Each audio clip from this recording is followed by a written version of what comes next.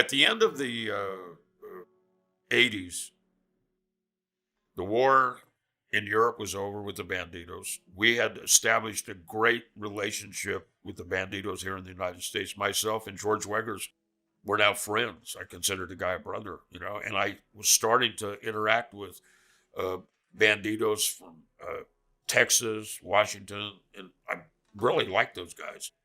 And in the process, although Taco had put that hit on me, we reestablished another truce with the new guy, Shock. And that's a whole story in itself we'll talk about sometime.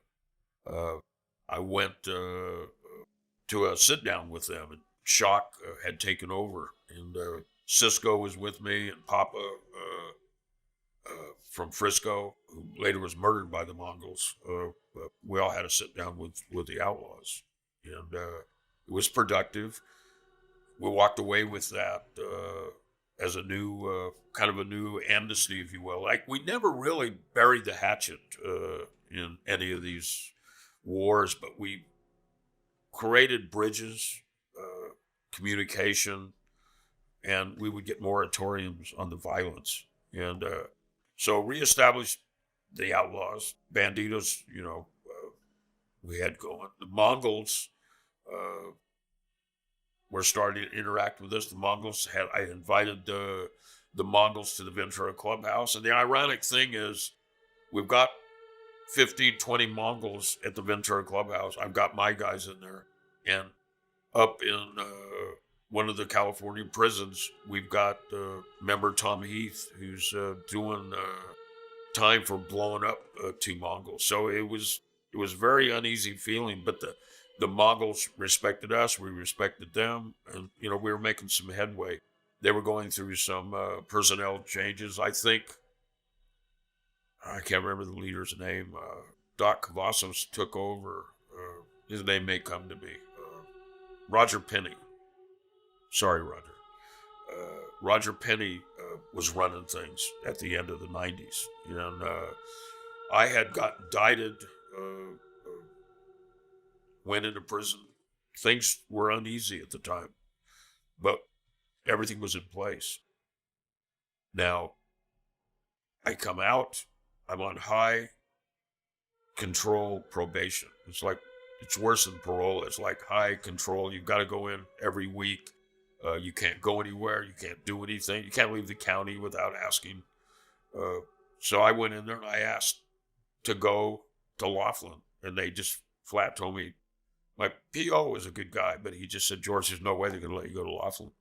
And so that weekend, 2002, all my guys ride off to Laughlin. It was the river run, Laughlin River Run. And it had become an annual event. It had become very big. I don't even know what the status of it is now. But the Hells Angels usually went to the Flamingo, and the Mongols went to Harrah's. Now, a small group of Hells Angels had been going to Harrah's for years, and they wanted to continue going there. So what happened was, there's a group of Hells Angels at the Flamingo. They're standing out front, drinking, partying. One of the cops pulls up. I don't know what agency. I wasn't there. This is related to me by the individual that was alerted to the Mongols being at Harrah's casino.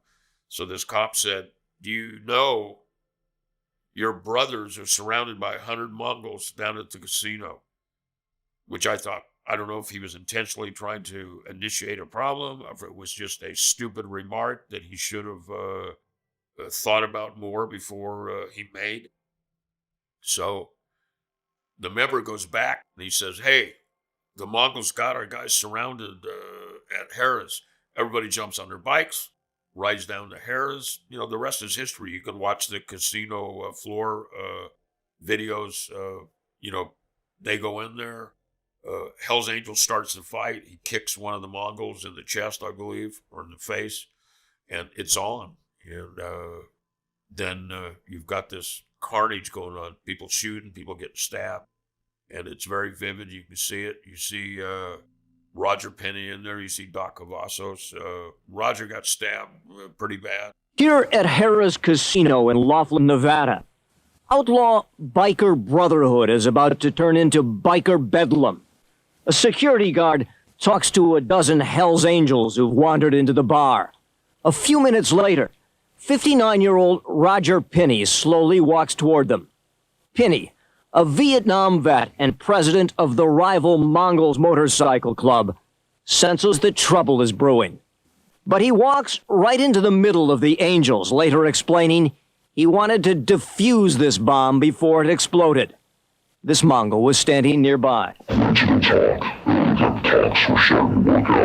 Meanwhile, another line of Hells Angels walks into the casino. Investigators say it is Raymond Folks, who was already getting up in people's faces on his way in. Pinney, seen here putting his hand on the shoulder of a rival Hells Angel, seems to be making some peace progress. When nearby, Folks karate kicks a Mongol. The biker bomb explodes. And a lot of people panicked and ran and got hurt. Lots of bullets flying. It was real scary. Pinney, coming to the aid of another Mongol, is seen here on the surveillance video grabbing a Hells Angel from behind.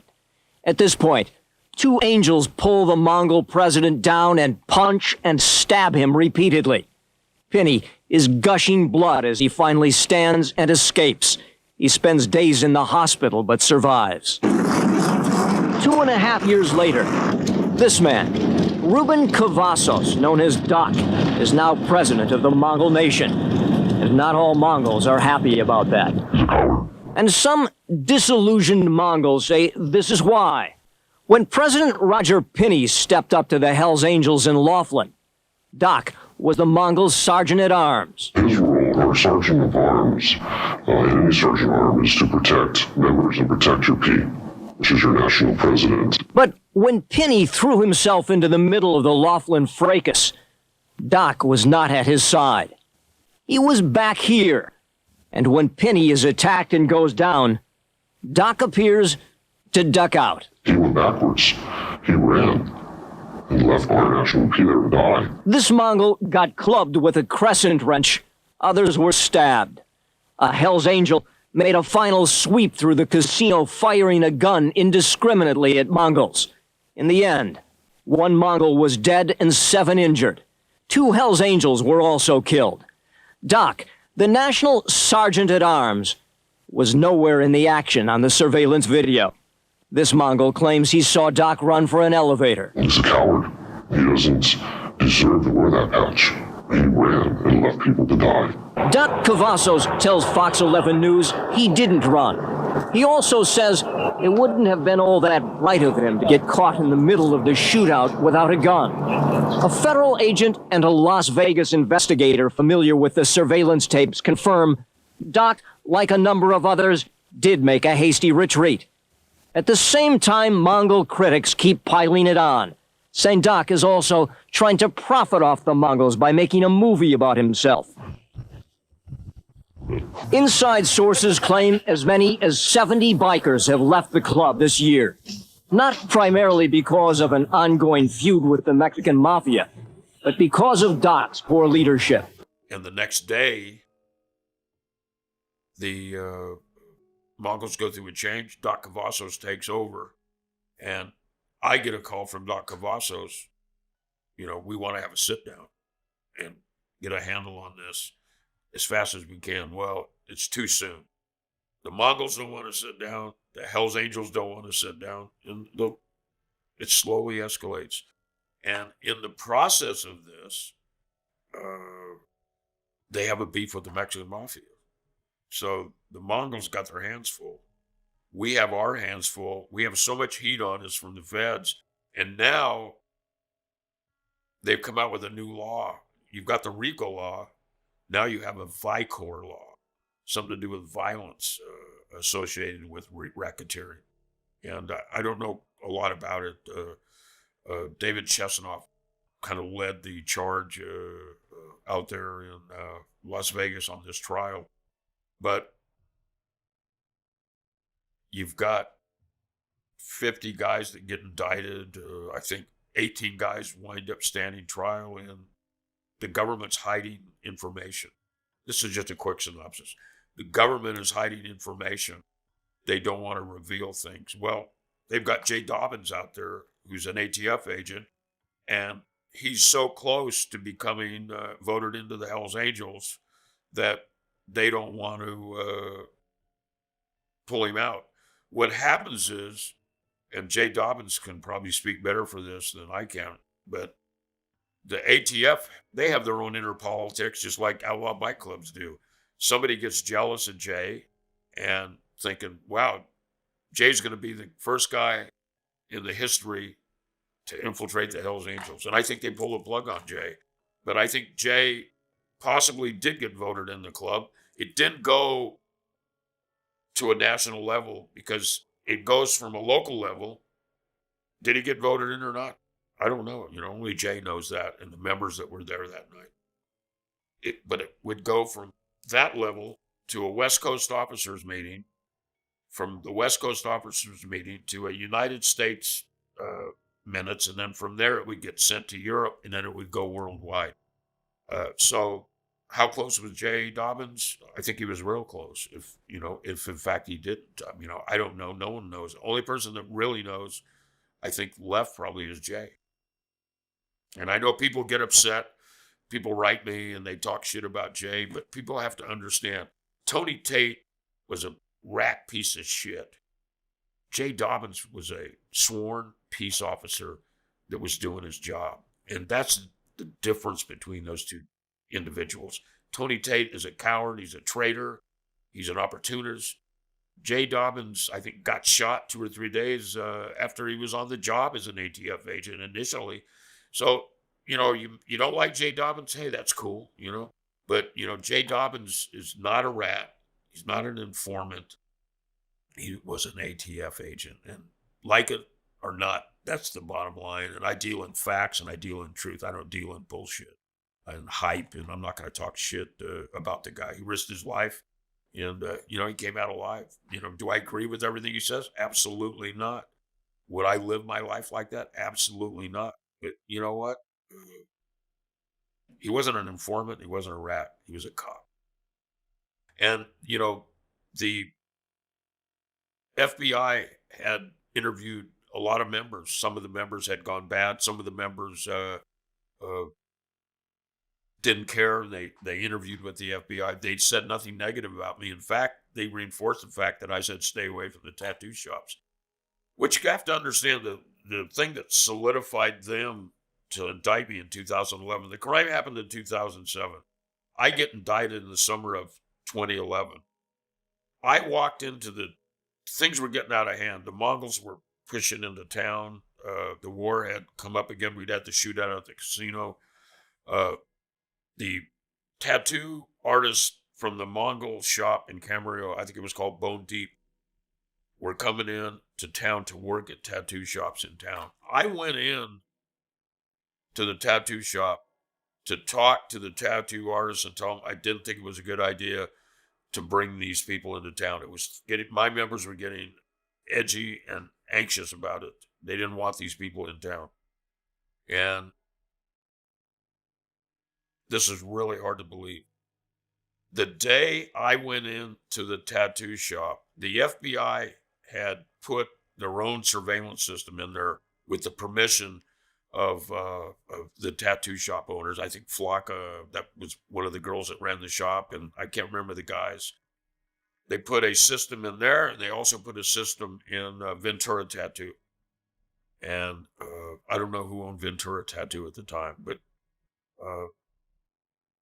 the day I went in to, I can't remember the name of the tattoo shop, maybe Scratch the Surface or something. The day I went in there, the FBI said, unfortunately, the camera surveillance system wasn't working that day. And all they had were the written statements of what was said between us with the people that were in the shop. And they all lied, I don't believe for 1 second that the surveillance system that particular day, we asked them, and they even admitted that, no, the system has never broke before, but that day it broke. I mean, that's bullshit. People talk trash about public defenders. The federal public defenders, those guys know what they're doing, and I'll tell you, just like in a federal death penalty case, they may know more than an experienced lawyer. It's just amazing what these guys can do. And you want to talk about the federal defense attorneys? Let's talk about the federal investigators that work for the defense. These guys are top of the line guys. I had a guy that had been a former postal inspector. This guy was unbelievable. The head witness, James Ivins, who went and hid up in just outside of Bend, Oregon. He thought he was hiding. We found out where he was. And he had a child molestation case in the wings. He had molested his own child. Our investigator found out about this somehow. And he also found out, and he had a report and a person ready to testify that the FBI had showed up there and asked them not to file a child molestation cases until after my trial because they didn't want him looking bad to the jury. These cases get very complex, and I could go on and on and on. We had a female former sheriff who I used to tease her. I said she came out of the dark side into the light when she became working for the defense, and then the postal inspector was just incredible. Things he would find and find out, I'm going to take a little credit for something. One of the big things that really impressed the judge was I created some of the voir dire for the judge to ask. The voir dire is when you question the jurors. You get to ask the jurors questions to see if you want to bump them or if you want to bring them on as part of your jury. And my two questions were, have you ever watched Sons of Anarchy? And if you have watched Sons of Anarchy, do you believe the leaders know everything that the members are doing?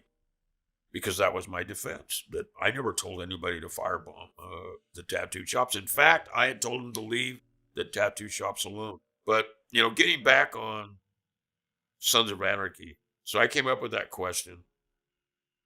And everybody in the jury had seen Sons of Anarchy. The whole goddamn country was watching Sons of Anarchy at the time. And Judge Wu knew what I was doing. I was setting up myself for an appeal. And my daughter and I had talked about it. Mariah was one of the lawyers representing me. And I'm not taking credit. My daughter's the one that got me out of that friggin' jam. But I'm taking credit where credit's due. The idea for Sons of Anarchy was mine. And then the second question was what I stated earlier. And Judge Wu was hammering the jurors with this stuff. And it was really interesting. And I can't remember if he called me George or Mr. Christie, but every juror was saying they watched it. And we got to a point in time, Judge Wu looked at me and he either said George or Mr. Christie. He said, do you watch Sons of Anarchy? And I said, no, Your Honor. And he goes, everybody else in the damn country is something to that effect. I don't remember, but, I was trying to nurture a relationship with the judge because I figured this is the guy that's going to be sentencing me. And, I wasn't about to give anybody up. That was the big sticking point, that I was sitting on 40 years worth of information and I wouldn't turn it over to the court on the witness stand. But, and I also didn't debrief. That was another thing. I got sentenced to, I did 2 years on house arrest. I was accredited for, and then I was sent to Texas for a year. That was one of the caveats. If you debrief, you don't have to go to prison. You can do it at home on house arrest. And I just chose not to take that route. When I was initially arrested by the feds, they said, there's a murder contract on you, George. And, I decided I'll take my chances on the street. I don't trust these guys. And, they have their own agenda. I don't know, it's hard to explain, but I felt like I had been on my own for so many years and I just didn't feel, it didn't fit right and it didn't feel right to cross the line to the other side. It was just something I didn't want to do and I couldn't do. It's interesting, like Sammy the Bull's around. He's out. He's free. He's doing his own thing. And, I thought I watched some Sammy the Bull stuff, and I thought I would be uncomfortable about it. But after seeing Sammy the Bull, I think Sammy the Bull was in a different situation where he just figured these guys are going to kill me and I'm going to save myself. I didn't feel the threat warranted me to compromise myself. I wanted to take my chance, and I'm not talking shit about anybody. I'm talking about myself. And it didn't make sense for me. I wouldn't have been able to live with myself. And it's interesting. We made the deal. I pled. I can't even remember. I think I pled to maybe conspiracy or interstate transportation or something. It was 0 to 5. The judge could have gave me no time to 5 years. And when I got ready to do my allocution, I stood up in court. Everybody got to say what they wanted.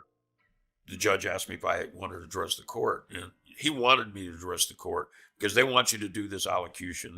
They want you to kind of admit your crime, and it has to do with the sentencing. And I just thought about it, and I thought about it. I didn't ask my daughter to write the allocution. I did it myself, and I walked in there that morning, and I said good morning to the prosecution, morning to the judge. I think I addressed the judge first and the prosecutors, and I nodded at my defense table. And I started off with, the man that law enforcement is chasing no longer exists. Something to that effect. I didn't review it before this, so I don't remember it quite. But in essence, what I did is I took responsibility for poor leadership. I said, it was under my watch. These guys burnt the tattoo shops down. I'm responsible. Although I didn't participate in the crime, I'll take responsibility. So I basically told the judge I'm guilty of poor leadership. And the judge accepted it. The prosecutor told my daughter, he goes, you just kicked my fucking ass. And my daughter said, no, my father kicked your ass. My father wrote that. And I got sentenced, and, I asked the judge permission to turn myself in, and I drove myself to Texas, walked up to the tower, and the guard, I said, I didn't even say anything. I started to introduce myself, and they said, yeah, Christy, we've been waiting for you. And he goes, go stand by there. And I said goodbye to my lawyer that had driven me there, James, one of my lawyers, and a personal friend of mine as well. And I walked over to the gate, buzzed, opened it up. The guards came out, and I went in and, got checked into the prison.